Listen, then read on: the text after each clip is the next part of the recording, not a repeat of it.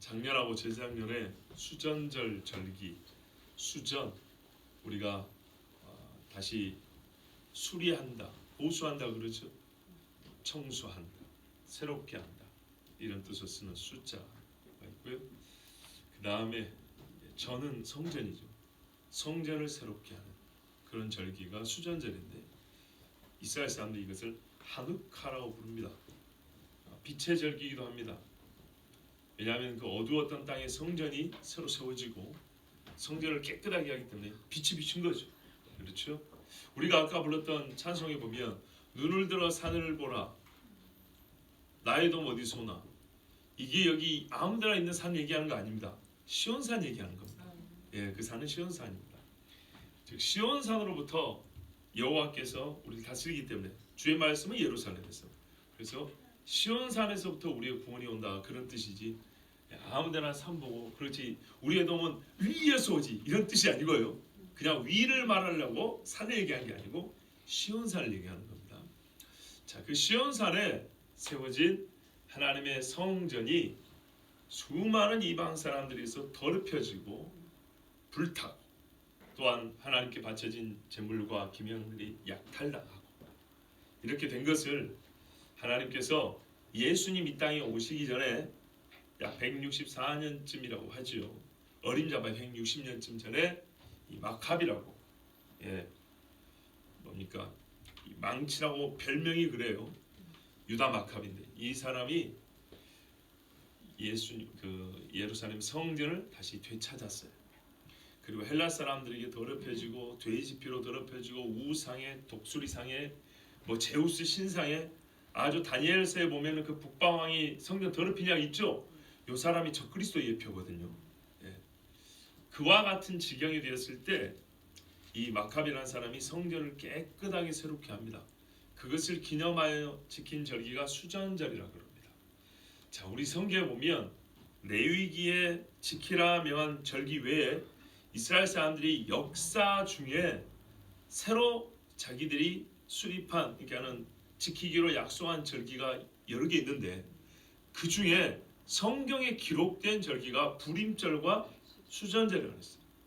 불임절은 이방 사람이어서 이스라엘의 대적에서 이스라엘 사람, 유다 사람이 몰살당하기 직전에 하나님께서 기적적으로 살려주신 것, 즉 내 백성을 끝까지 보존하리라는 약속을 지키신 거고, 수전절은 아무리 마귀가 이 성전을 더럽히고 뺏어가고 하나님의 이름을 지워버리려고 해도 하나님께서 반드시 자기의 이름을 두실 성전은 세우시고 보존하신다. 이 두 가지 백성과 성전에 대한 약속을 이스라엘 역사 중에 경험으로 깨우쳐 주시고 그리고 그때를 소망하면서 지키게 된 절기가 두 개가 있는데, 그리고 그게 성경에 기록되어 있는데 불임절과 수전절 이렇게 말씀을 드렸습니다.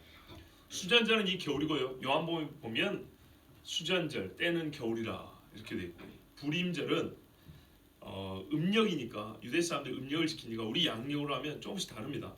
올해 같은 경우는 3월 3일인가 그래요. 3월 초에. 그래서 이 불임절을 지키려고 또 이스라엘 순례하는 사람들도 있고 막 그럽니다. 자, 왜 이 의미가 중요하냐? 이때는 이스라엘 사람들이 2차 대전 그 나치 학살을 비롯해서 수많은 몰살, 진짜 진멸의 위기 속에서 하나님 지켜주신 것을 그들이 경험했고, 이것은 메시아가 올 때까지 하나님이 우리를 보존하리라는 확실한 증거, 약속의 증거이기 때문에 이 백성들에게는 정말 중요한 슬픔이면서 동시에 기쁨의 절기입니다. 자, 이것은 다 예수께서 오실 때를 예표하고 있습니다.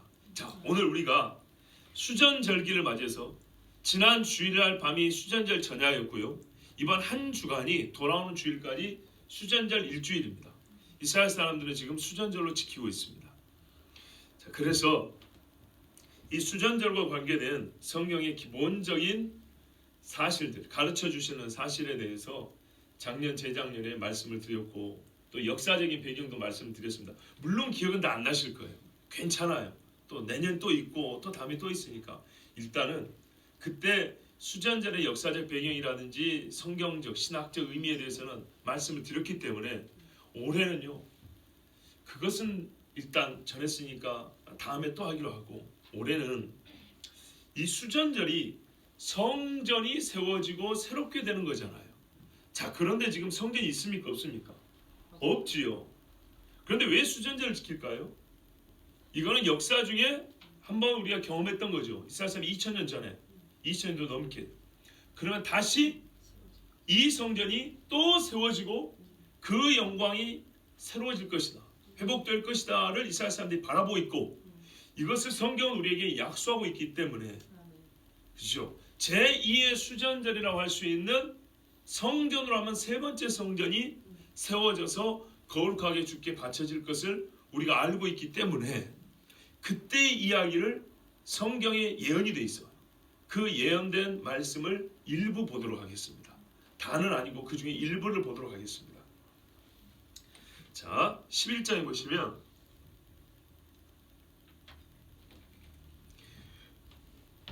또 내게 지팡이 같은 갈대를 주며 그랬어요. 자, 또 어떤 일련의 사건이 지금 진행 중입니다. 가깝게는 10장에 보면 천사가, 아주 힘센 천사가 왔습니다.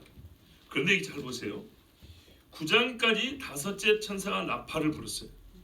자, 인나팔장 아시죠? 9장 12절에 첫째 화가 지나갔답니다. 다섯째 천사까지 인나팔 대접 중에 다섯 번째 천사까지가 첫째 화랍니다. 첫째 화가 굉장히 길죠. 예, 첫째 화의 구성 요소는 많아요. 물론 이것도 옛날에 전했습니다. 그 다음에 둘째 화가 그러면 어디서부터 시작되냐면 여섯 번째 나팔부터 시작합니다. 근데 여섯 번째 나팔에 보니까 뭔 일이 일어나냐?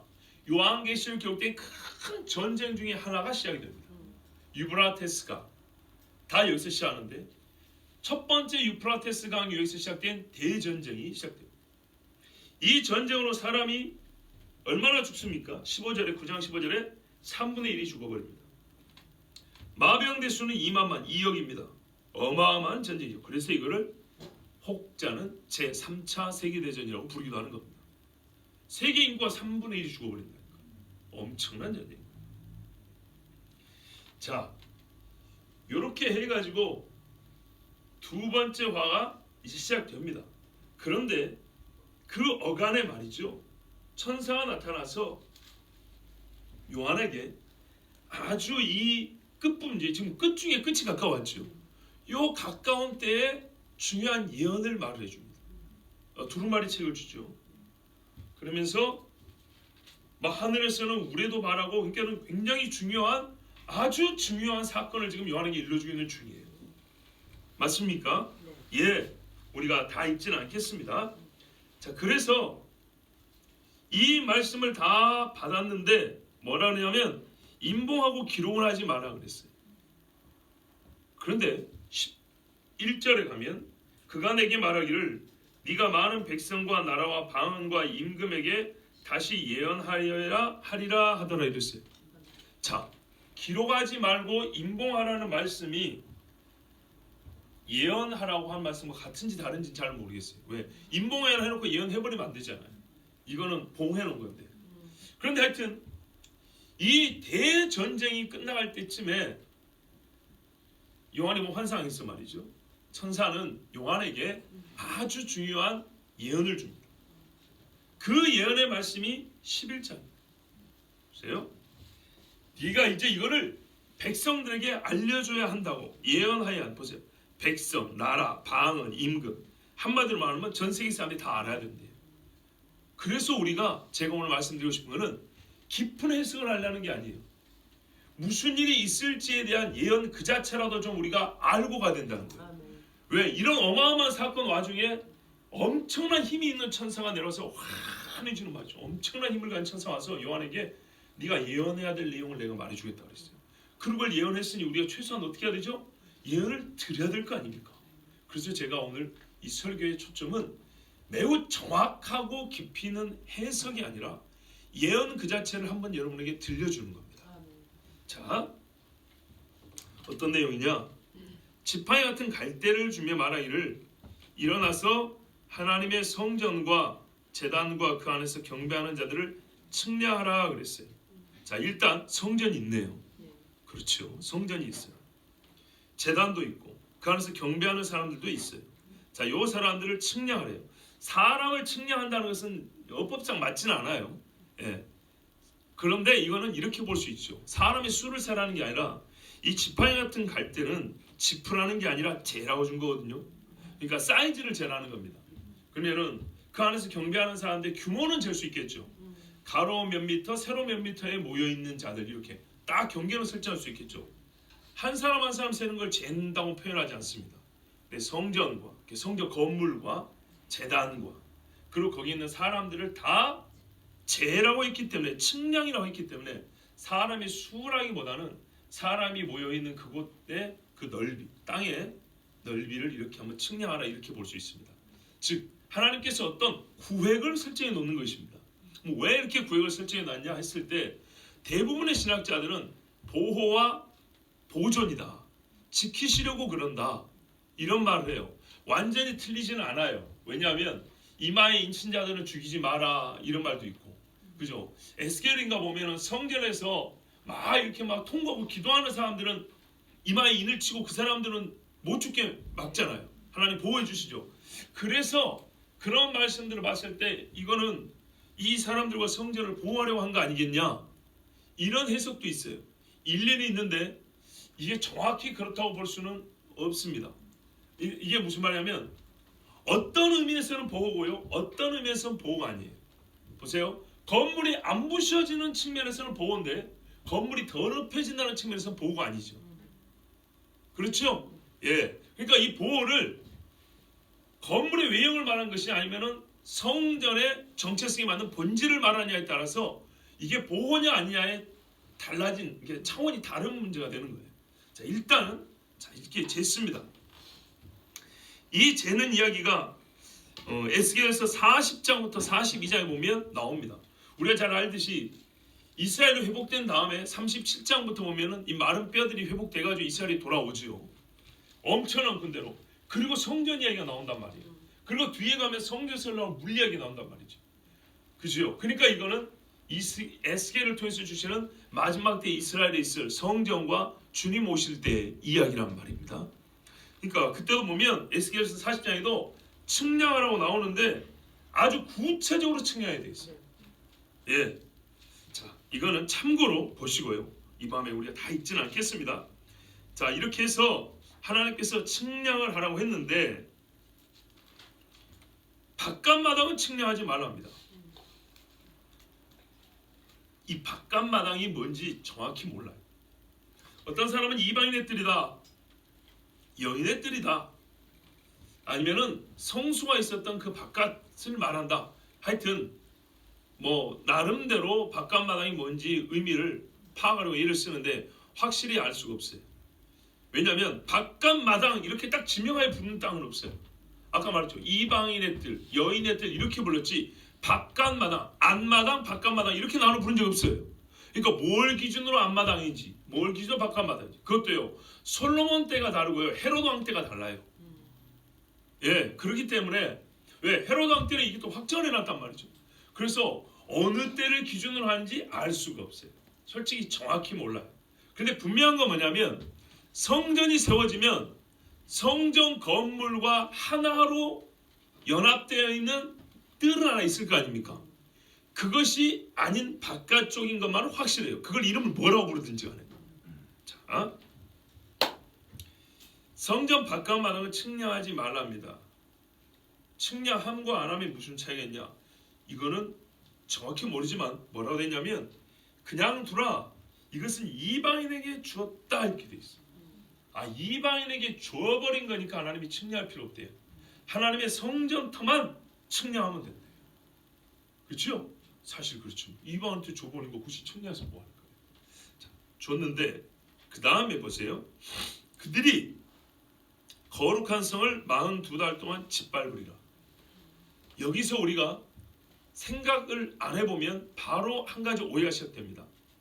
이들이 성전을 짓밟으리가 아닙니다. 성입니다. 보통 우리는 성전이라고 생각했죠. 자 이렇게 하면 이 사람들 와서 마지막 세 번째 지어질 성전을 짓밟을 거라고 생각했죠. 그런 뜻 아니에요. 분명히 성을 짓밟는다고 돼 있어요. 자, 그러면 성은 짓밟는데 성전은 내버려 둘까요? 그리고 이 42달이 언제를 얘기할까요? 좀 구체적으로 말하면 한 일에 7년의 언약 중에 42달이면 3년 반이잖아요. 여기 앞부분일까요? 뒷부분일까요? 시작하는 거 봐서는 바로 앞부분일 것 같죠? 자, 그러니까 우리가 적어도 정확하게는 모른다 할지라도 어느 정도는 알아야 돼요. 이 예언의 말씀을 듣고 어느 정도는 알아야 돼요. 자, 일단 우리가 그동안에 그냥 생각 없이 받아들였던 것처럼 성전을 짓밟는 거 아닙니다. 이방인에게 성전 옆에 뜰을 뒀더니 바로 옆에 있는 성전을 짓밟는 게 아니고 성을 짓밟는다 그랬어요. 그럼 무슨 말이냐? 이 성전 밖에 있는 뜰에다가 이방인들이 자기들의 통치 기관을 세우고 예루살렘 성 전체를 통치한다는 얘기입니다. 그죠? 거의 뭐 답을 말해보는데요. 그런데 바로 옆에 있는 성전은 일정 기간 손을 못 댑니다. 그리고 어느 때가 되면 손을 대기 시작합니다. 좀 감이 잡히죠? 자, 계속 가볼게요. 성전 바깥들은 이방인에게 주었는데 이방인들이 거룩한 성, 도시 예루살렘을 42달 동안 짓밟는다 이렇게 분명히 말했습니다. 자, 이거 꼭 기억하십시오. 내가 나의 두 증인에게 권세를 주리니 그들이 굵은 베옷을 입고 1260일을 예언하리라. 여러분 1260일이 곧 몇 달입니까? 42개월이죠. 30일씩이니까 음력으로 계산하니까. 자, 똑같이 42달입니다. 그럼 42달이라고 하지 왜 여기는 또 1260일이라고 그랬을까요? 또 히브리 문법을 공부하는 사람들은 이스라엘 사람들은요 똑같은 말 반복 쓰는 걸 좋아하지 않아요. 천만의 말씀 성경에 보세요. 강조할 때는 똑같은 말 계속 반복합니다.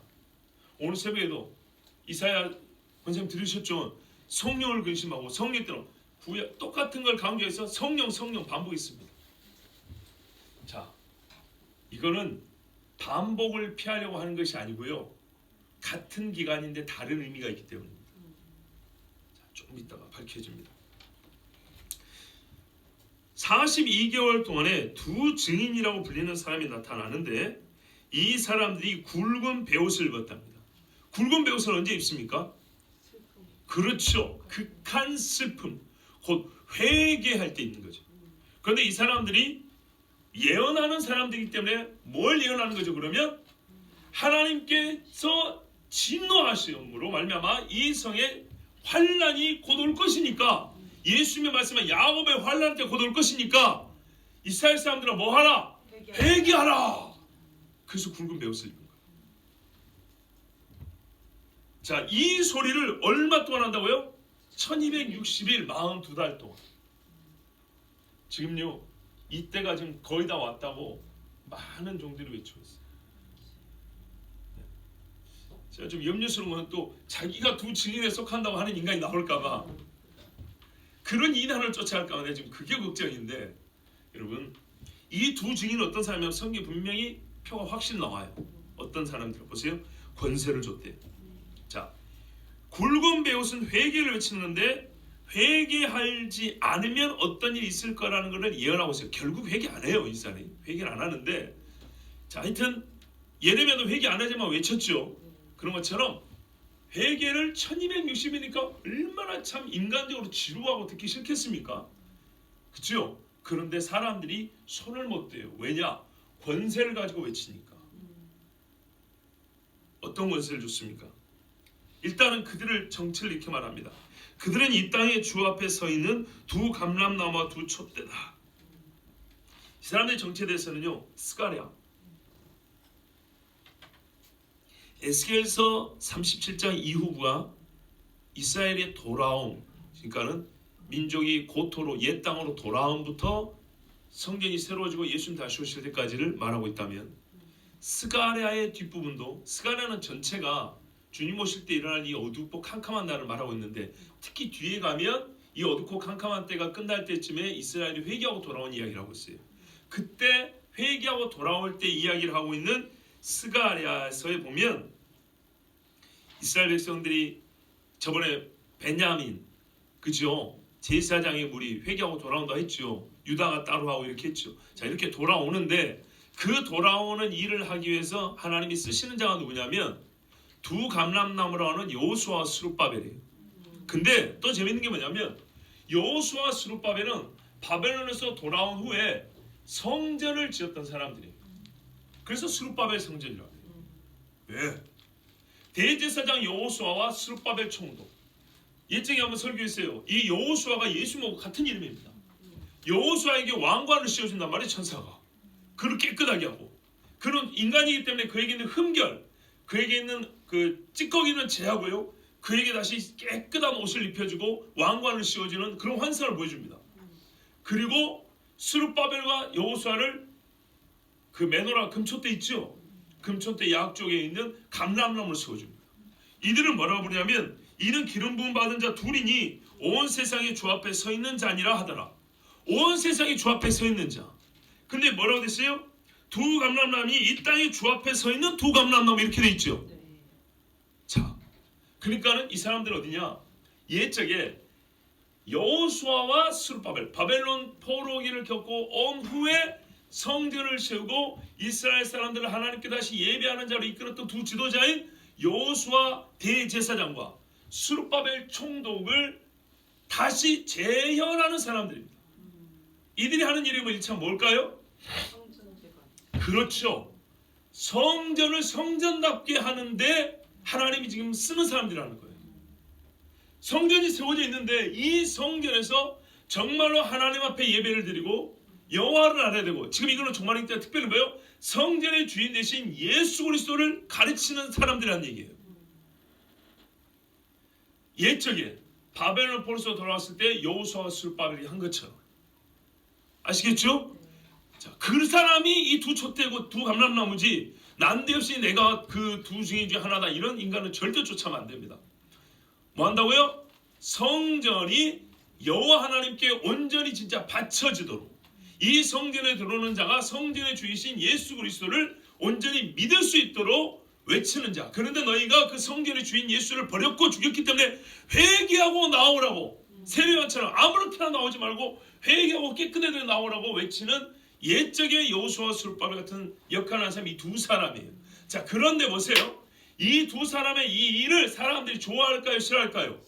싫어하죠. 오늘 읽지 않았지만 뒤에가 뭐래요? 사람들이요 이 두 사람이 죽으니까 선물을 주고받았대요. 장례도 안 치러주고 길바닥에 뒹굴어 놓고 이 정도로 미워했어요. 왜? 자기들이 세우고 싶은 성전의 모습하고 다른 이야기를 하는 거예요. 자기들이 드리고 싶은 예배하고 다른 이야기를 하고 있는 거예요. 이들이야말로 진짜 성전에서 참된 예배를 드리게 하려고 하는 사람들인데 인간들은 어떻게 해요? 그렇게 되지 않아요. 그러면 지금 이스라엘 사람들이 하나님에 대한 열심히 했습니까? 핵심은 예수가 없다는 거예요. 예, 2000년 전이나 지금이나 예수가 없다는 게 이 두 사람은 예수 그리스도와 함께하는 예배를 말하는 거예요. 예수 그리스도가 주인 되신 성전의 예배를 말하는 거예요. 그런데 이것을 말할 수가 없어요. 이스라엘 사람들이 이것을 원하지 않아요. 그렇기 때문에 결정적으로 이 차이에서 똑같이 성전에서 예배하는데 왜 화를 내세요? 이 차이로 말미암아 이 사람들의 말을 이 거룩한 성의 사람들이 안 들어요. 1260일을 외치는데 그러면서 말하냐? 너희가 이걸 깨닫지 못할 때 나중에 어떻게 해요? 적그리스도를 너희는 맞이하게 될 것이다. 내가 가르치는 우리 둘이 가르치는 메시아를 너희가 알지 못하면 너희는 그렇게 지금 메시아를 기다린다 하는데 진짜 메시아를 못 기다리고 너희 지금 메시아 조금 있으면 거짓 메시아가 올 건데 그 거짓 메시아를 진짜 메시아라고 따라갈 거다. 그때 겪을 환난을 어떻게 너희가 감당하겠냐? 이렇게 외치는데 듣기 싫으니까 3년 반을 외쳐도 안 듣는 거예요. 그런데 처음부터 듣기 싫었어요. 그래서 사람들이 테러를 하고 싶어요. 돌로 쳐 죽여버리고 싶고 화살로 쏴버리고 싶고 총으로 쏴버리고 싶고 막 교통사고 현시되니까요. 차로 갈아버리고 싶고 그런데 어떻게 해요? 하나님께서 처음에 번세를 줬다 그랬죠. 하나님이 외치라고 한 기간 동안 안 죽어요. 자, 만일 누구든지 그들을 해하고자 하면 그들의 입에서 불이 나와서 이거는 약간의 상징적 의미일 수 있습니다. 여러분 상징이라고 해서 헛되다는 게 아닙니다.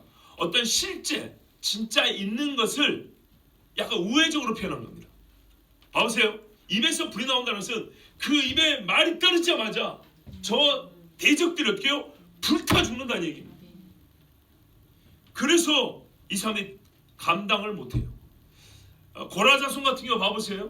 그것도 모세를 대적했던, 아론을 대적했던 250명의 이스라엘 지도자도 있었죠. 이 사람들 어떻게 해요? 향불 들어왔는데 거기서 불이 나와서 죽어버렸죠. 그런 것처럼 말이죠. 그때 우리 이렇게 봐야죠. 여호와로부터 불이 나왔다. 향로에서 불이 나오나, 여호와로부터 불이 나오나. 자, 이런 식으로 해서 사람들이 이 두 증인을 해야지 못하니까 오히려 자기들이 죽임을 당하니까 3년 반 동안 정말 듣기 싫고 밉지만은 들을 수밖에 없었어요. 또한 이 두 사람이 권능을 가졌는데 어떤 권능이냐? 이것은 사실 입에서 불이 나와서 사람을 죽인 거나 그 능력에 있어서 본질적으로 차이가 없어요. 둘 다 초월적 능력이에요.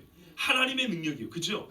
근데 이 두 번째는요, 능력이 새롭다는 걸 말하는 게 아니라 어떤 사인을 말해주는 거예요. 이들의 정체성, 능력은 능력인데 하늘을 닫아 비가 오지 아니하다. 누구 떠오릅니까? 엘리야 떠오르죠. 그렇죠. 이 사람들이 인간적으로 하는 것이 아니라 어떤 자기들이 초능력을 가진 게 아니라 하나님이 옛적에 이스라엘이 망해갈 때 볼 때는 엘리야의 사역을 하고 있다는 것을 지금 깨우쳐 주는 거예요. 그래서 성경에 말하래요. 마지막 때가 되면 엘리야 보낸다 그랬죠. 왜? 그러니까 자기들이 지금 누구를 맞이하고 있는지, 어떤 시대를 살고 있는지를 깨우쳐 주려고 엘리야적 능력을 주신 거예요. 다른 능력을 못 줘서 아니라 산을 그냥 들어다가 엎어버릴 때도 됐잖아요. 근데 여러 능력을 줄 수 있지만 비를 안 내리게 하는 것은 너희 죽어봐라, 꼭 그런 의미가 아니라 엘리야와 같은 종이기 때문에 반대로 엘리야 시대 이스라엘 사람들 얼마나 강팍합니까? 우상 숭배하고, 그죠? 그래서 자기들이 이 사람들의 말을 듣고 회개하고 주께로 나오게 하려고 이런 엘리야가 행한 능력을 이들이 행하게 하는 거예요. 또 하나는 모세, 물을 피로 변화했어요. 그나마 있던 물도 피로 돼버렸네. 역시 생명의 주권이 하나님께 있다는 매우 당연한 진리 외에도 모세 때를 생각나게 합니다. 모세가 이 재앙을 어디에다가 펼쳤습니까? 애굽입니다. 왜 그렇죠? 그렇죠. 역시 애굽의 바로가 여호와를 멸시했기 때문입니다. 회개할 기회를 줬는데 마음을 강팍하게 하고 이스라엘 백성을 잡아두었죠. 그렇죠. 그래서 이 두 선지자는 자기들이 원해서 그런 게 아니라 하나님 살아계심과 죄인들에 대한 징계, 그리고 회개할 기회를 주기 위해서 이런 기적을 베풀었던 것입니다. 그러니까는 지금 이스라엘 사람들이 해하고자 한다면, 봐보세요. 해하고자 한다면, 선지자를 해하고자 한다니요. 벌써 이 마음 자체가 징벌을 받아 마땅한 겁니다. 그래서 그것에 대한 징벌이면서 동시에 어떻게 해요? 엘리야와 모세를 다시 보는 것 같이 그들 눈앞에 보여줌으로써 우리가 엘리야를 대적한 이스라엘 사람들 같구나, 우리가 모세를 대적했던 애굽의 왕과 같구나, 이걸 깨닫고 그들을 하여금 돌이키게 하려는 하나님의 뜻이 여기 담겨 있는 겁니다. 그 다음에 아무 때든지 원하는 대로 여러 가지 재앙으로 땅을 쳤다. 역시 모세 때와 같죠. 또한 이것은 이들이 자의적으로 행하는 것처럼, 즉 지 멋대로 하는 것 같지만 하나님께서 말하는 족적이 이루어졌다는 것은 그들의 심령이 완전히 하나님과 연합됐다는 걸 보여주는 겁니다. 그래서 촛대 양편에 있는 감람나무도 하고, 오히려 거기에 스가랴보다 한 수를 더 떠서 두 촛대라고 이렇게도 말씀을 하죠. 자, 촛대가 이 요한계시록 앞에 보면 교회인가 교회 사장가, 그렇죠. 하나님의 종이라는 뜻이죠. 자, 그들이 그 증언을 마칠 때 이게 중요합니다. 여러분 봐보세요. 증언을 더 해야 되는데 죽임을 당한 게 아닙니다. 하나님이 정한 증언의 때가 다 된 겁니다. 성경은 진짜 아다르고 다릅니다. 잘 봐야 됩니다. 열심히 증언하는데 마귀새끼가 올라오니까 힘이 약해서 죽었다, 이렇게 보면 안 되는 거예요. 이들이 어떤 식으로 죽임을 당하는가도 하나님이 다 정해놓은 대로 한 거예요. 힘이 없어서 짐승한테 죽임을 당한 게 아니에요. 하나님이 지금까지 보여주셨는데 이거 못 보여주겠어요. 증언을 마칠 때 하나님이 정한 때예요. 여러분 돌을 던질 때도 있고, 그렇지요? 치료받을 때도 있다 그랬어요. 증언하는 때를 하나님이 한 일회 중에 3년 반을 정했고요. 그 3년 반 증언의 기간이 다 찼을 때 우리에게 부족하지 않아요. 예수님의 말씀 떠오릅니다. 죽은 자가 살아나면 회개하리이다. 그랬더니 아브라함이 뭐라 할까 했죠? 아니다. 너에게 모세와 선지자가 있으니 족하다 그랬죠. 1260일이 짧냐? 절대 짧지 않아요. 자, 이때가 다 되자 하나님은 그때에 맞춰서 무정에게로부터 짐승이 올라가게 하셨습니다. 무정에게로부터 올라오는 짐승이 그들과 더불어 전쟁을 일으켜 큰 싸움을 했다는 겁니다. 그들을 이기고 그들을 죽일 터인즉. 와, 어떻게 죽일까요? 그런데 여러분 보세요. 전쟁이랍니다. 그러면 서로가 상하겠죠. 자, 우리가 예표적으로는 봐보세요. 독일이 신성 로마제국, 신성 로마입니다. 로마는 로마인데 신성 있는 로마라는 뜻입니다. 아시겠죠? 그래서 신성 로마 제국입니다. 그 신성 로마 제국의 후예가 현재 독일입니다. 제가 알기로 독일, 오스트리아 이쪽입니다. 자,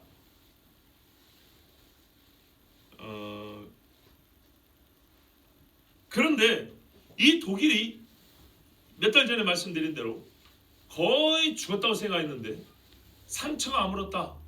이런 표현 쓰면서 독일 통일을 얘기를 했어요. 타임즈에 그 이야기가 나왔다 했어요. 벌써 한 30년 됐죠. 자, 그런데 이게 중요합니다. 홍 전사님 봐봐요. 뭐가 중요하냐? 여기 이 짐승이 전쟁을 한대요.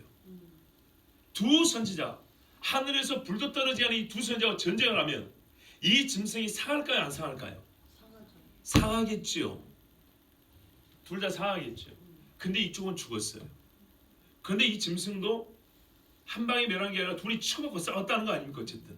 그런데 이 짐승도 엄청나게 상처를 입었을 거라고요. 근데 얘는 깨끗해졌어요. 자, 그러면 사람들이 어떻게 할까요? 그렇죠. 대번에 메시아로 볼 수 있겠죠. 마음이 이쪽으로 갈 수 있겠죠. 그냥 여러분 평화만 얻게 해준다고 생각하시면 곤란합니다.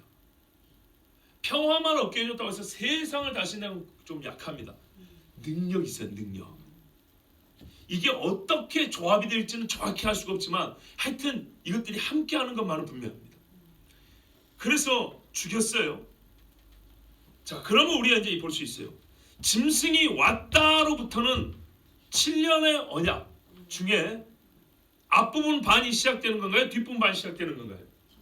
뒷부분 반이 시작하는 겁니다. 자, 그렇지 않잖아요, 목사님. 이 적그리스도가 7년의 언약을 맺는다면서. 근데 왜 반에 와? 봐보세요. 잘 보세요. 적그리스도는 짐승이 아닙니다. 적그리스도는 짐승이 쓰는 사람입니다. 아시겠죠? 그는 짐승의 영으로 충만하여 미리 나타나서 7년의 언약을 맺습니다. 그런데 짐승이 무정에서 올라와서 직접 이 땅을 그 적그리스도 속에 진짜 마육신이 되어가지고 다스리는 것은 이 7년의 언약 중에 반 뒷부분 후 3년 반이 이렇게 말합니다. 성경에는. 자, 계시록 13장에 보면 이제 뒤에 가면 13장 나오죠. 이 짐승이 나왔을 때 이런 일이 벌어진다. 내가 보니 바다에서 한 짐승이 나오는데 뿔이 10이요 머리가 7이라. 야, 우리 이제 안 보고도 걸릴 수 있어요. 그 뿔에는 10 왕관이 있고 그 머리들은 신성보도하는 이름들이 있더라. 내가 본 짐승은 표범과 비슷하고 그 발은 곰의 발 같고 그 입은 사자 입 같은데 용이 자기의 능력과 보좌와 큰 권세를 그에게 주었더라. 표범, 곰, 사자 전부 다 다니엘서에 나오죠. 빠진 거는 독수리입니다. 표범은 현재 독일을 의미하고요. 그래서 독일의 전체 이름은 레오파르트입니다. 표범입니다. 전체 이름이. 그리고 러시아는 항상 불공국이라고 그러죠. 예, 사자 새끼들 하면 영국과 대연방제국을 말하죠. 영연방제국. 뭐 그게 얼마나 정확할지는 모르겠지만 하여튼 이렇게 상징된 나라들입니다. 거기에 용이 이제 자기의 능력과 보좌와 큰 권세를 줘버렸어요. 이것들이 연합된 데다 용이 뭐요? 권세를 더 줘버렸어요. 그러니까 무슨 말입니까? 요 연합체의 수장이 평화조약을 맺고 이스라엘의 성전을 짓게 하고 나름대로 평화롭게 사는 그 중에 짐승이 본격적으로 올라와 버리면 여기다가 그 용이 갖고 있는 권세를 확 부어져 버린다고요. 끝 중에 끝이니까. 그렇게 되면 그 머리 하나가 상하여 죽게 된 것 같더니 그 죽게 되었던 상처가 나음에 온 땅이 놀랍게 여겨. 아마 이놈이 이 두 선지자하고 정치적 대립을 하면서 너가 그만해라 아니다 막 하면서 한판 붙어 그런 사람이 아닐까 이 말이죠. 왜냐? 상징적으로 국가로 말하면 이 뭡니까 신성 로마 제국, 옛적의 로마 제국의 부활이라고 볼 수 있지만은 이것이 어느 한 개인으로 특정이 되어 있단 말이죠. 일단은 이 사람이 적그리스도란 말이에요. 적그리스도는 마육신이란 말, 마육신, 성육신이 아니고. 자, 온 땅이 놀랍게 여기 짐승을 따르고 용이 그 짐승에게 권세를 주므로 용에게 경배하며 짐승에게 경배하여 이르되 누가 이 짐승과 같으냐 누가 능히 이와 더불어 싸우려 하더라. 또 짐승이 과장되고 신성모독을 말하는 입을 받고 또 42달 동안 일할 권세를 받으니라. 짐승이 입을 벌려 하나님을 향하여 비방하되 그의 이름과 그의 장막과 하늘에 사는 자들을 비방하더라. 또 권세를 받아 성도들과 싸워 이기게 되고 각 족속과 백성과 방언과 나라를 다스리는 권세를 받으니 죽임을 당한 어린 양의 생명체의 창세기로 이름이 기록되지 못하고 이 땅에 사는 자들은 다 그 짐승에게 경배하리라. 누구든지 귀가 있거든 들을지어다. 사로잡힐 자는 사로잡혀 갈 것이요 칼에 죽을 자는 마땅히 칼에 죽을 것이니 성도들의 인내와 믿음이 여기 있느니라. 아멘. 자, 그러니까요 이렇게 볼 수 있어요. 한 짐승이 나오는데 이 짐승이 바로 뭐랄까요? 이 적그리스도에게 소위 말하는 입신하는 귀신, 마귀의 거죠. 요래 가지고 이 사람이 성도들과 싸우고 42달 동안 보세요. 짐승이 과장되고 신성모독을 말한 입을 받고 또 42달 동안 일할 권세를 받으니라. 그래서 어떻게 해요? 하나님 비방하고 성도들과 싸우고 백성과 방언과 나라를 다스리고 그렇죠? 여기 지금 예언은 백성과 방언과 임금에게 예언하라고 했는데 꼭 그 사람들을 다스린답니다. 이 짐승이. 그렇죠? 다 짐승이 경배하게 된대요. 그리고 칼에 죽고 사로잡혀 간대요. 자, 그럼 보십시오. 제 말을 한번 들어보세요. 이렇게 두 선지자가 짐승과 싸워 죽는데 요 짐승이 나오면 42달 동안 짓밟는다고 돼 있죠. 13장에. 그렇죠? 그러면 우리 11장에 짐승이 이 두 선지자를 죽였다라는 말은 13장의 말씀과 딱 매치가 돼서 이제로부터 7년 언약의 뒷부분 42달이 시작됐다는 얘기입니다. 맞습니까? 뒷부분 42달이 시작됐다는 거예요. 그러면 이 선지자들은 7년 언약의 앞부분을 외치는 거예요. 그리고 뒷부분이 시작할 때쯤에 이들의 약속된 외침의 시간이 다 되자 하나님은 짐승이 올라오게 하고 이 두 사람을 죽이게 하고 세상 사람들은 이 두 사람이 안 그래도 미웠는데 이 엄청난 능력을 가지고 있기 때문에 못 죽였는데 이보다 더 강력한 능력을 가지니까 이 두 사람을 죽이니까 오 당신이라고 쫓아가겠죠. 그런데 이놈이 이 뒤에 3년 반을 이제 아주 세상을 그냥 박살을 내면서 다스린다 이 말입니다. 왜? 짐승이 왔으니까. 그렇죠. 근데 이 뒷부분을 뭐라 그래요? 42달이라고 13장이 말하고 있어요. 42달. 자, 42달과 1260일은 기록상 몇 절 차이 안 나기 때문에 같은 때를 말한 것 같지만 그렇지 않습니다. 같은 날수입니다. 42달이나 이걸 숫자로서 1260일이나 같은 날수인데 다른 때입니다. 같은 날수이지만 다른 때임을 가리키기 위하여 성경은 42달과 1260일이란 다른 표현을 사용한 겁니다. 이해되시죠? 예. 똑같이 3년 반씩이에요. 근데 앞에 3년 반은 그걸 하나님께서 보호해 주세요. 외치게 해주세요. 뒤에 3년 반은 이제 이 외치는 동안에 뭘 들었는지 확인하는 시간이에요. 여러분 괜히 외쳤다고 생각하십니까? 외치면 이유가 있잖아요.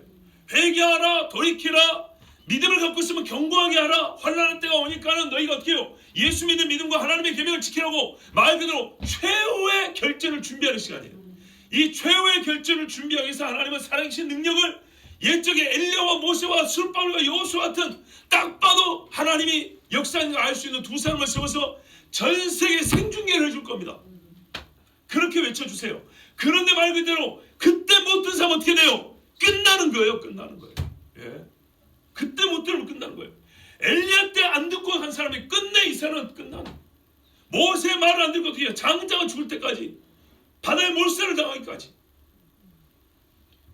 그런 의미입니다.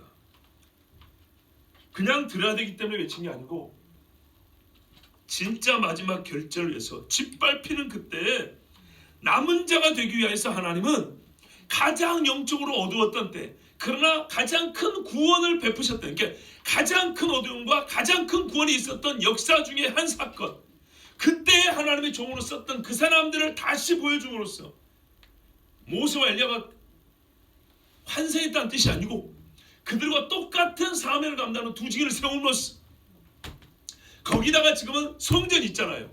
이 성전이 한편으로는 여호와를 섬기는 우리의 신앙의 표가 될 수 있지만 한편으로는 미혹될 수 있는 미혹의 미끼가 될 수도 있잖아요. 그렇기 때문에 여호수아, 술발 같은 또한 이 거룩한 성전지기들을 보여줌으로써 이스라엘 백성들이 미혹되지 아니하고 성전을 썼다고 그리스도가 아니라는 얘기죠. 예? 지금이야말로 가장 어두운 때라는 얘기입니다. 가장 큰 구원이 가까웠다는 때이고, 그래서 이 여러 선지자들과 하나님의 종들을 종합한 두 종들을, 두 선지자를 불러서 하나님이 최후의 외침과 예언, 즉 곧 있으면 있을 이 마지막 결절을 말씀해 주셨다는 겁니다. 그래서 이때도 듣지 못하면 어떻게 해요? 짐승에게 다 절하는 거예요. 다. 그럼 이때 들은 사람 어떻게 할까요? 그렇죠. 살아남는 겁니다. 그래서 성도들의 인내와 믿음이 여기 있다는 거예요. 다니엘 9장 27절에 그가 장차 많은 사람들과 더불어 한 이래 동안의 언약을 굳게 맺고 그가 그 일의 절반의 제사와 예물을 금지할 것이며 또 포악하여 가증한 것이 날개를 의지하여 설 것이며 또 이미 정한 종말까지 진노가 황폐하게 하는 자에게 쏟아지리라 하였느니라 하니라. 아멘. 자, 그러니까 이런 말이 있어요. 자, 봐보세요. 현재 지금 이스라엘 예루살렘 가면 황금산, 성전산이라고 있어요. 성전산, 황금산, 성전산, 템플 마운틴이라고 성전산 있는데 거기가 말이죠, 옛날에 예루살렘 성전이 있는 곳이고 예루살렘 성이 있는 곳이에요. 지금 우리가 성지순례 간다 하면 성이 이렇게 확장이 돼 있단 말이죠. 처음에는 그렇게 넓진 않았어요. 어쨌든 확장이 돼 있는데 혹시 거기 성전산 안에 들어가 본 분이 계신가 모르겠어요. 한 번도 못 들어가 봤어요? 못 들어가 봤어요? 갑자기 기분이 좋아하는 거 왜죠? 나만 들어가 봤나? 들어가 봤어요. 엄청나게 넓어요. 현재 무지하게 넓은데 저는 모르니까 오해했어요. 황금사원이 있는 데가 진짜 아마 뭐 수백 평이 아니라 제가 보기에는 수천 평 될 것 같아요. 엄청 넓고요. 그 계단 쭉 계단 있고 그 밑에 또 터가 넓게 있어요. 나는 여기가 이방인의 때라고 생각했어요. 사진 있으면 보여주면 좋은데 죄송합니다. 이렇게만 제가 보여드릴게요. 이쪽이 남쪽이에요, 이쪽이 동쪽이에요. 동쪽을 보면 이렇게 넓은 터가 있어요. 산 위에 계단으로 올라가면 또 위에 넓은 터가 있어요. 요 밑에도 악사 사원이라고 조그만 사원이 하나 있고 그래요. 이 위에 황금돔 큰 사원이 있어요. 여기가 엄청 넓어요. 그래서 나는 요 계단 위쪽 여기를 이 사원을 없애버리고 성전 짓겠구나 이 생각했고, 요 밑에가 이방인의 뜰, 요 바깥뜰인가 보다 이 생각했어요. 그런데 그게 아니라네. 그게 아니라네. 요 아래쪽이 옛날에는 관공서 주로 있었던데요. 이게 중요한 거예요. 옛날에 이스라엘 통치하던 사람들이, 그 이슬람 사람들이, 오스만 투르크 이런 사람들이 요 아래쪽 털을 넓혀가지고 거기서 말이에요. 옛날에는 거기도 성전터가 있었던데요. 지금도 거기 보수공사한다고 해보면 성전에 쓰던 돈, 기물, 제사장 옷가지들이 나와요. 옛날에는 이렇게 넓었어요. 이렇게 뜰이 굉장히 넓었어요. 근데 이방인들이 들어와가지고 그 중에 일부분을 자기들의 관공서로 세워서 썼어요. 그러니까는 이 땅 백성을 통치하는 데 쓰는 자리로 털을 썼어요. 그리고 그 위에 넓은 터에다가 이슬람 사원을 세워놨어요. 그러면은 이슬람 사원 이거 무너뜨리면 전쟁 난다 그랬죠. 그러면 성전 어디다 지을 거냐? 성전 이 위에 보면 여기가 황금 사원이 있는데, 그죠? 황금 사원 뒤에 터가 몇백 평 남아 있어요. 예, 황금 사원 뒤에 터가 몇백 평 남아 있는데 거기에 바위가 하나 있고요. 물론 포장이 되었고 바위가 돌출되어 있진 않아요. 평면도 있고 이렇게 도로가 포장이 되어 있으니까 바위가 이렇게 있고요. 바위를 보게 해놨어요. 그리고 팔각정 같이 대리석으로 이렇게 기둥을 세워서 보호하고 있어요. 그게 뭐냐 했더니 여기가 진짜로 옛날에 아브라함이 이삭을 바쳤던 그 제단의 자리라고. 바꿔 말하면 여기가 옛날에 지성소 자리다. 그러니까 황금사원 뒤편 북쪽에 터가 제법 넓게 있는데 여기에 뭐가 있냐면 아브라함이 이삭 바쳤던 옛날에 지성소가 있던 자리가 따로 떼어져 있는 거예요. 황금사원 자리가 아니고 그 뒤에 있는 거예요. 그리고 그 자리에서 정확히 동쪽을 보면 동문이 있습니다. 예루살렘 성문 한 8개가 있다는데 그 중에 유일하게 막혀있는 데가 이 문입니다. 이 문이 언제 열리냐? 예, 맞아요. 주님 다시 오실 때 메시아가 올 때 열고 들어온다고. 지진 난다 그랬죠. 그리고 또 이 문을 정확히 동쪽으로 올라가면 어디 감람산이에요. 스가랴서에 주의 발이 감람산에 서실 것이요 동쪽에 왕의 문을 열고 들어온다 그랬죠. 이렇게 들어온 겁니다. 그리고 이 돌이 있는 데서 정확히 뒤로 가면 예수님 십자가에 못 박히신 곳이에요. 이게 일직선으로 쫙 연결돼요. 이 자리 이 자리. 그래서요 이슬람 사람들은 이거 모르게 하려고 성경 순례하는 사람들이 조용히 해서 살짝 보고 오는데요. 이 자리라고. 근데 터가 좁아요. 얼마 안 돼요. 그러면 어떻게 짓냐? 이 황금사원 쪽에서 담을 막아버리고요. 담을 막고 이 돌을 중심으로서 북쪽을 조금 더 넓히고 해가지고 성전을 짓겠다는 거예요. 자, 그럼 어떻게 되죠? 이 바깥들이 엄청 넓지요. 봐보세요. 엄청 넓죠? 옛날에 이스라엘을 다스리던 이방 사람들의 관공서가 있던 자리고 이스라엘을 없애겠다고 하는 이슬람의 대표적 사원이 있는 자리예요. 이방인이 맡겨주고 이 사람들이 적그리스도와 연합해서 이스라엘을 주의라고 평가할 수 있겠죠? 어디서 있어요? 예루살렘에서 하지. 예루살렘 어디서 있어요? 가장 상징적인 이 산에서 하지. 그리고 최후로 그들이 먹고 싶은 데가 뭐겠어요? 예루살렘 성전이겠죠. 이 날까지 간다. 그런데 그 날이 오기 전에 앞에 3년 반 어떻게 해요? 하나님이 회개할 기회를 주기 때문에 보호해 주는 거예요. 아시겠죠? 그러면 이쪽 편에 있는 사람들은 뭐죠? 그 전까지는 눈치를 보고 어떻게 함부로 못하지만 이 두 증이 죽어버리면 이제 마지막 뒤에 42달은 어떻게 해요? 짓밟기 시작한다는 거예요. 그래서 성전에다가도 뭘 세워요? 예, 가정을 세워요. 그러니까는 현대 신학자들이 굉장히 아쉬운 게 뭐냐면 가장 이 말씀을 사실 근접하게 해석하는 사람들도 성전을 보호하는 것이다 라고만 생각해요. 근데 어느 때까지? 말이 안 되는 거예요. 봐보세요. 성은 황폐하고 짓밟는데 성전 안에만 들어갔으면 안전합니까? 그런데 안전한데 어떻게 거기다가 귀신의 상을 세울까요? 어떻게 거기서 적그리스도가 올라서 내가 하나님이다 말할 수 있을까요? 여러분 이스라엘 사람들이 그거 보고 피가 거꾸로 솟지 않겠어요? 싸우지 않겠어요?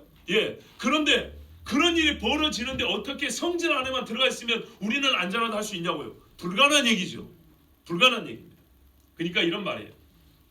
처음 3년 반 1260일 동안 며칠 동안에는 여기서 성전에서 제사가 드려져요.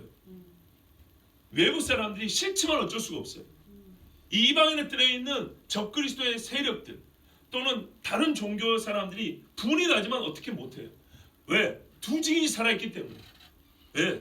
그러니까는 두 증인이 며칠 동안에는 이들도 함부로 못하고 이스라엘도 회개할 기회를 얻는 거예요.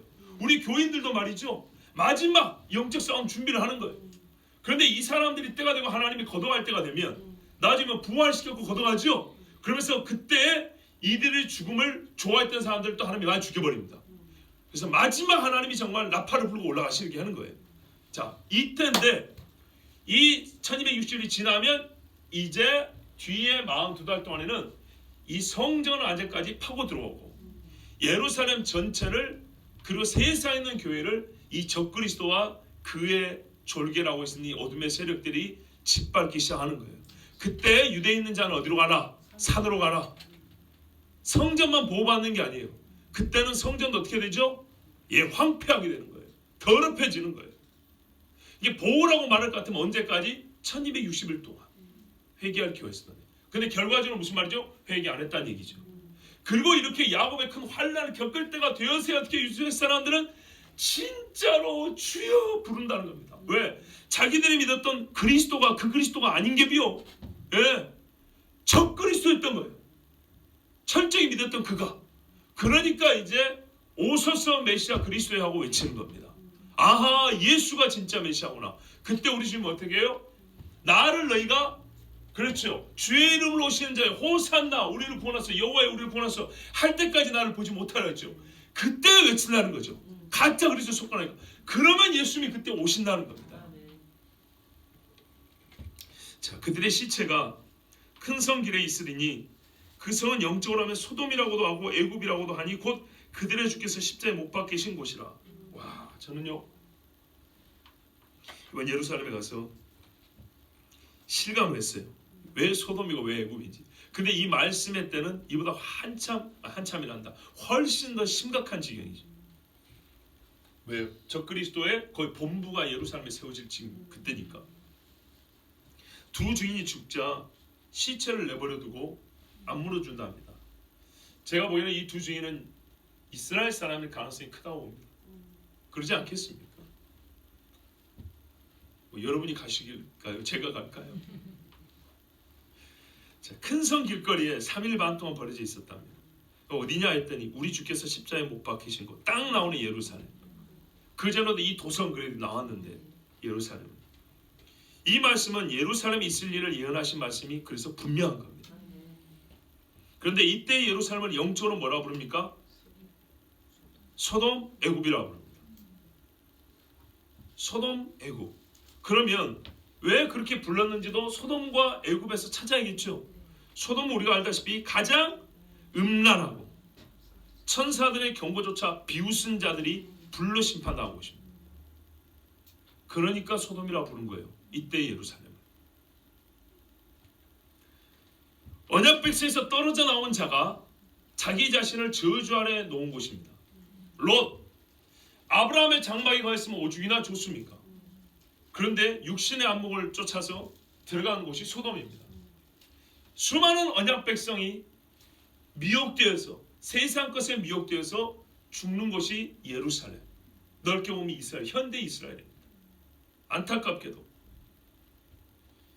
애굽, 지상 최고의 권력과 권세와 영광을 구가하던 제국입니다.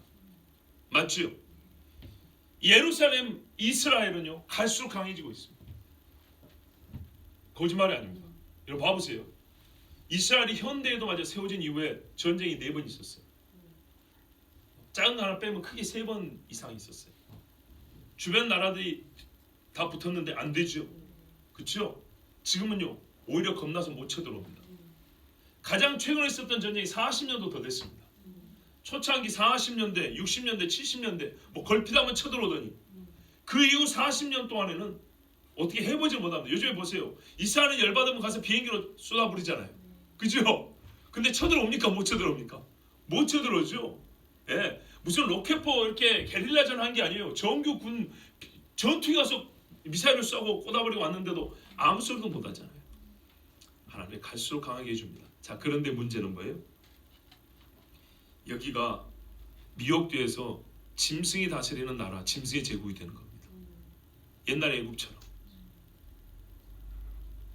그래서 여호와의 여러 재앙으로 망하고 장자가 죽기까지 슬픔을 겪었던 땅이 애굽인데 이스라엘도 바로 야곱의 환란이라고 하는 그때 그 지경이 됩니다.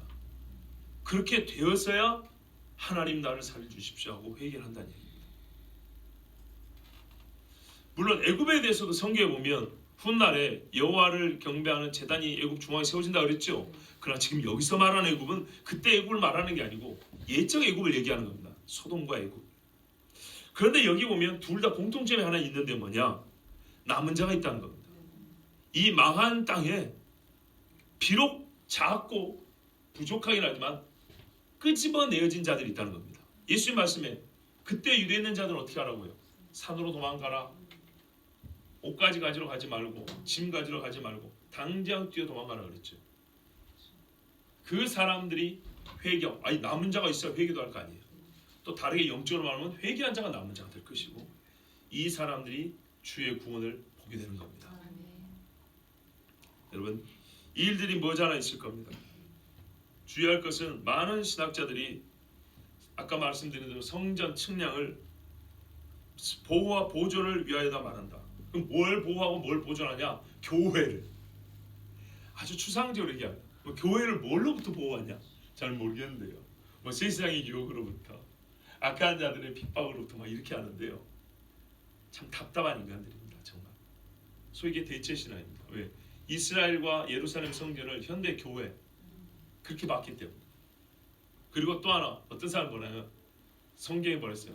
성령이 가는 전인 줄 알지 못하느냐. 뭐가요? 너희 몸이. 우리 신자 한 사람 한 사람을 보호해주는 말씀이랍니다. 우리 신자를 한 사람 한 사람을 보호해주는 말씀이 없다는 뜻이 아니고 지금 이 말씀을 그렇게 읽는다는 겁니다. 여러분 그렇게 보이십니까? 이게 상징주의적인 겁니다. 또 과거주의 해석이라는 게 있어요. 옛날에 헤롯 때 이야기, 아니면 옛날에 정말 그 바벨론 포로로 잡혀가기 전에 이야기가 있죠. 그때로 이해하는 겁니다. 그런데 여러분 보세요. 지금 이 모든 말씀이 전체적인 맥락이 주님이 오실 때의 이야기지 이게 무슨 과거 이야기입니까? 그리고 역사적 서술이지 이게 지금 문학적인 서술입니까? 증거가 있는데도 왜 제가 자신 있게 말하면 우리가 지금 보고 있는 세계의 역사가 성경 말씀 그대로 되어가고 있기 때문입니다. 여러분이 이스라엘 가서 보고 온 그것이 성경 말씀 그대로 지금 되어가고 있는 중이기 때문입니다. 사람이 수백 년 전에 만들어낸 이론이 중요한 게 아닙니다. 이게 바로 고집불통인 거예요. 이게 바로 사람의 가르침인 거예요. 예수님 당시에 뭐라고 했어요? 사람의 가르침과 장로 이전을 쫓는도다. 아니 하나님의 말씀이 기록되고 그 말씀 기록이 지금 눈앞에 펼쳐지는데도 우리 조상들의 신학은 그것이 아니었습니다. 그게 무슨 소리야 도대체? 우리 파의 신학은 그런 신학이야. 그게 무슨 소용이야? 여러분 우리가 장로교니까 성결교 하면 장로교가 통합니까? 오순절하면 장로교가 뭡니까? 장로교 안에도 저기 개혁하고 합동하고 고신하고 통합하고 뭐가 진리예요 도대체? 왜 갈렸습니까? 하늘의 계시를 받고 갈렸습니까? 예? 이 파 중에 하나는 천국 가고 나머지는 싹 지옥 간답니까? 근데 사람이 어디 속하고 나면 자기만 1등 되고 싶죠. 자기만 옳고 싶고. 여러분 성경들 보시면 됩니다. 모르면 모릅니다입니다. 알면 압니다고. 성경에 그럴 때 있으면 예 하나님의 말씀이 맞습니다. 이게 가장 순진하고 또한 안전한 해석입니다. 하나님 말씀대로 그대로 보면 됩니다. 성전을 측량하는 것은 보존과 보호의 목적이라고 보기 어렵습니다. 잠시 있지만은 최종적으로 42달 동안에는 다 짓밟힙니다. 그곳에 짐승의 신상이 세워집니다. 거기 있던 제사장들 보세요. 하나님의 율법과 제사를 폐하는데 거기 있는 사람들이 나만 알겠습니까? 이렇게 해서 그들이 보호를 못 받는 겁니다. 그런데 어떤 의미에서 보호를 받냐? 아까 유대로 도망가라 그랬죠? 그때 도망갈 기회를 얻는 사람도 있을 거라는 말이죠. 그런 의미에서는 하나님이 또 뭐래요? 인을 친 자가 보호를 받는 거예요. 그러니까는 제가 말씀드렸죠. 이게 형식적, 제도적 또는 연대적으로 볼 때는 이게 공동체적으로 볼 때는 이건 보호를 받는다는 뜻이 아니는 거예요. 그러나 본질적으로 어떤 한 개인을 두고 말할 때는 그때 하나님의 섬기는 자 중에 보호받는 자가 있긴 있을 거예요. 근데 지금 이야기는 그 보호가 주제가 아니란 얘기입니다. 성전이 세워진 곳과 그곳에서 예배하는 자들과 그 밖에 있는 것들을 구분하는 겁니다. 그러나 그 밖에 있는 자들이 두 선지자를 죽이고 성 전체를 짓밟습니다. 그때 유대에 있는 자들은 산으로 도망가야만이 겨우 살 수 있는 그날이 옵니다. 그렇다면 성전 안에 있는 자들만 안전히 거할 것이라고 생각하는 것은 진짜 상상에 불과한 겁니다. 그곳에 적그리스도의 신상이 세워지는데 어떻게 성전 안에 있는 사람들만 안전하다 평안하다 할 수 있겠습니까? 그런 차원에서 이거는 하나님이 이곳에는 절대 뭐 어둠이 미치지 못한다거나 뭐 우리 신자들을 보호해준다거나 그런 뜻은 아닙니다. 최후의 적그리스도에서 우리가 보호를 받지만 여기 지금 성전 이야기는 그런 뜻이 아니라 이 말입니다. 아시겠죠? 예.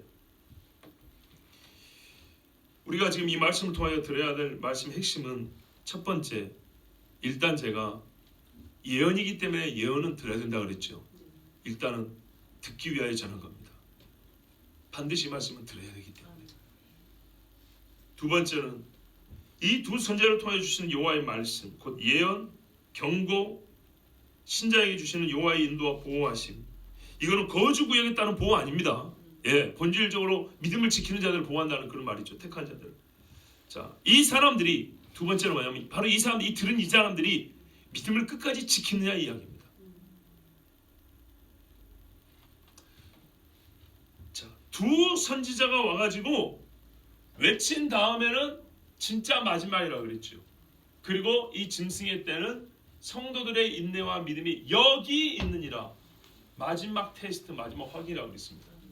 그러므로 이 두 선지자의 이야기를 우리가 일단 듣고 여기서 우리가 가장 단순하면서도 순진한 어린아이 같이 확인할 수 있는 두 가지 사실은 뭐냐면 하나님께서 이 일을 계획하셨다는 것과 그래서 반드시 이 일이 있을 것이라는 것과 두 번째는 이 두 선지자가 온 목적을 생각할 때 그들이 외친 목적을 생각할 때 우리가 그리고 짐승이 와서 하는 일까지 생각해 볼 때 결국 우리가 이때가 오면 이 일이 일어나는 걸 보면 두 선지자의 설교야말로 진짜 우리가 이 땅에서 들을 수 있는 마지막 설교, 마지막 경고라고 생각을 하고 순교의 각오를 하고 신앙을 지켜야 된다는 겁니다.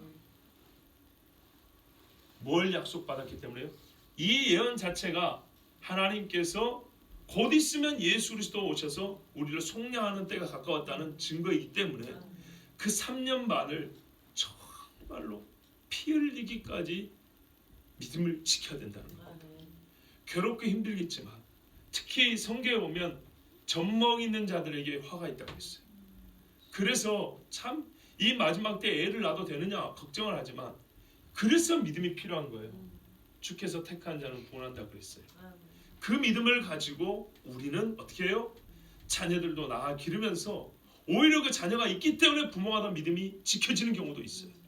예. 한번 예를 들었잖아요. 여러분이나 나같이 한번 생각해보세요. 내 새끼가 순교했는데 애미애비가 순교 안 하고 베길 수 있나요? 할 수 있겠어요 여러분? 내 눈에서 애비가 순교하니까 자식이 아버지가 하는 길을 따라가겠습니다. 이것도 가능하지만 내 앞에서 내 아들이 죽었는데 애비애미가 그걸 보고 아들아 미안하다 나는 못하겠다 이게 말이 되냐고요.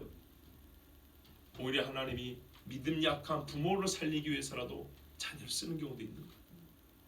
하나님의 구원의 방법은 오묘하고 놀라워서 사람이 제가 따라갈 수가 없습니다. 그러니 그것은 하나님께 맡기시고 우리가 해야 할 바는 이 예언과 경고를 듣고 그때뿐만 아니라 지금부터 이미 알았기 때문에 부지런히 경건의 연습을 하고 깨어 기도하는 것입니다. 예, 정말로 주님 오실 때가 가까웠습니다. 성전의 회복, 하누카 절기에 그 성전이 세워질 때 그러나 예수를 알지 못하기 때문에 하누카 성전의 그 절기가 말하는 바 온전한 깨끗함은 이 땅에서 인간의 힘으로 이루어지지는 않습니다. 반드시 예수께서 오셔야 그 마카비 망치라 그랬죠? 다니엘서는 말했죠? 뜨인 돌이라 그랬어요. 돌에서 쳐버린다 그랬죠? 예, 뜨인 돌, 떠낸 돌이라는 얘기입니다. 땅에서 떠가지고 들어올린 이 큰 돌인 예수 모셔갖고 이것들을 때려 부셔버려서 주의 나라를 회복하시고 성전을 깨끗게 하시는 그날 진짜 수전절이 머지않아 옵니다. 그때 그 거룩한 성전에서 우리 함께 예배하는 하나님의 자녀 되기를 바랍니다. 우리 이 시간에 함께 기도합니다.